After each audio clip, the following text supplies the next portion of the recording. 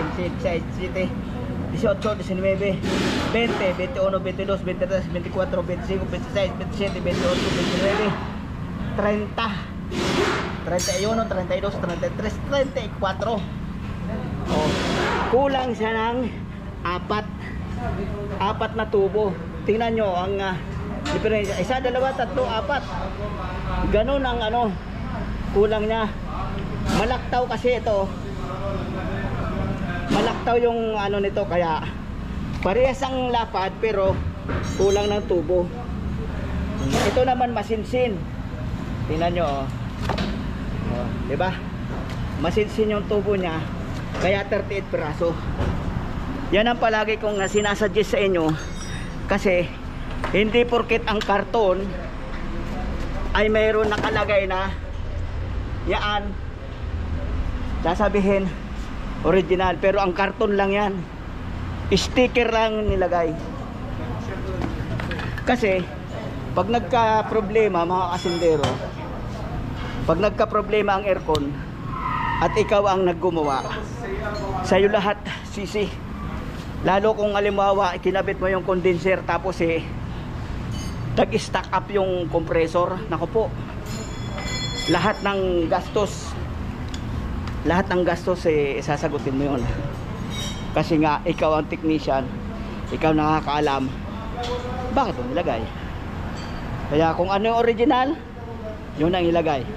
Kung ipilit nila na ilagay yan, wala kang sagutin. Di mo sasagutin kung anong mangyayari, di ba? So yun na nga mga kasintero, hintayin natin kung may mabibiling nito, silica gel, para linisin na lang. Kung hindi naman, palitan nila ng original. At ito na nga mga kasintero, yung silica gel.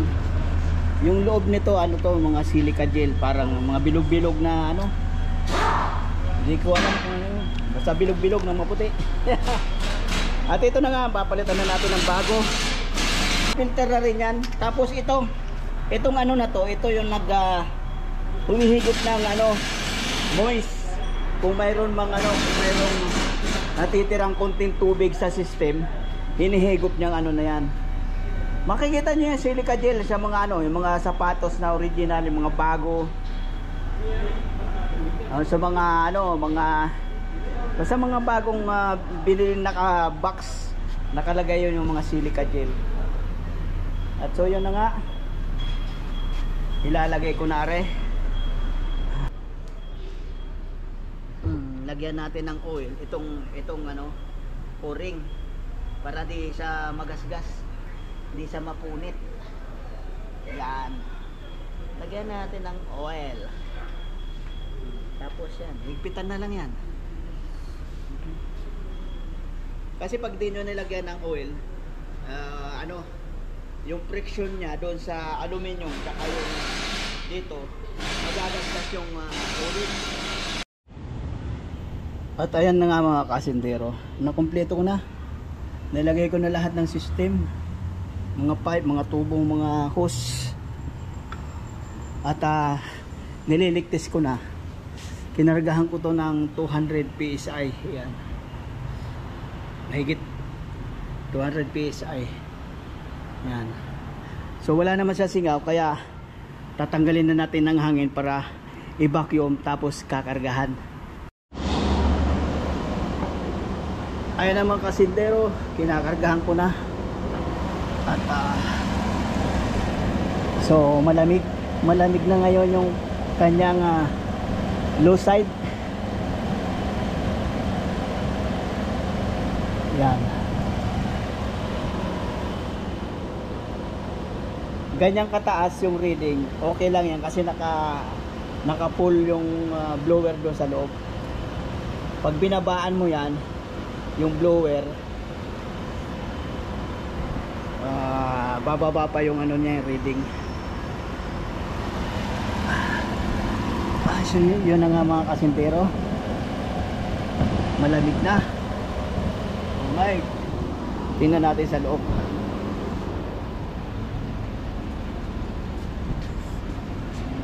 So ayan na nga mga kasintero, malamig na. Magre-request niya ako ng ano, yung pangsukat ng lamig, yung gauge, para may nakikita kayo. Asan ba yung ilaw dito? Dari.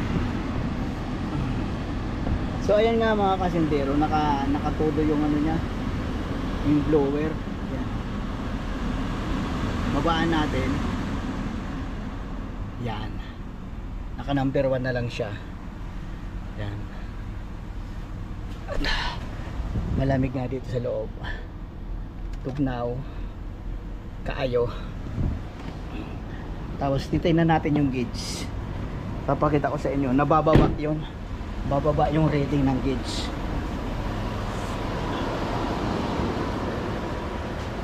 So ayan na mga kasindero. Mga nasa bababa pa yan ng 30 eh. Tingnan nyo bumababa. Pero aakyat din yan kasi pag pinagana natin yung likod.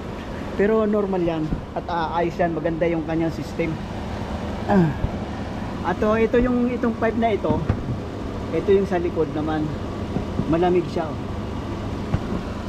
Ay, papaganahin na natin yung likod. Ganun lang pagkarga mga kasendero.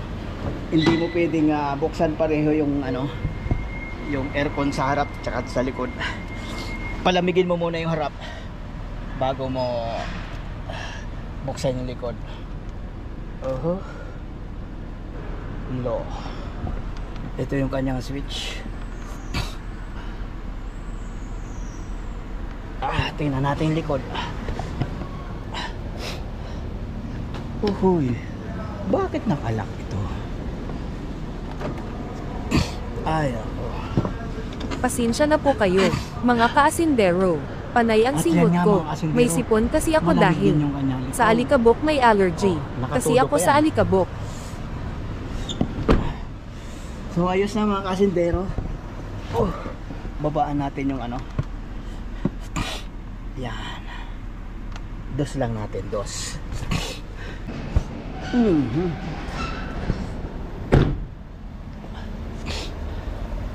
So yan na nga mga kasintero. Ay.